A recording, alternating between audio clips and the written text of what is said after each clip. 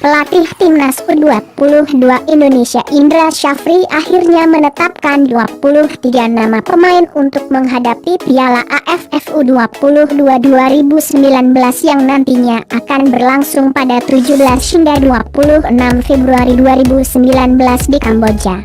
Dari 23 pemain yang dipilih tersebut, Indra Syafri menilai mereka memiliki kemampuan dan kualitas yang bisa bersaing di kancah internasional.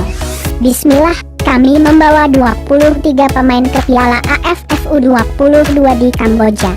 Pemain yang terpilih berdasarkan kualitas serta kebutuhan tim, ujar Indra Syafri. Perkembangan dan pemilihan pemain kami lakukan dari awal pemusatan latihan hingga saat 3 kali uji coba, tambahnya.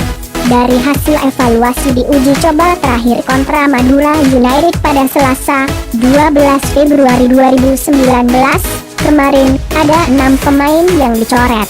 6 pemain tersebut yakni Nado Warga Winata, Dandi Maulana, M. Rafli, Rival Lasori, Beni Octavian Syah dan Septian Satria Bagaskara yang harus dipulangkan.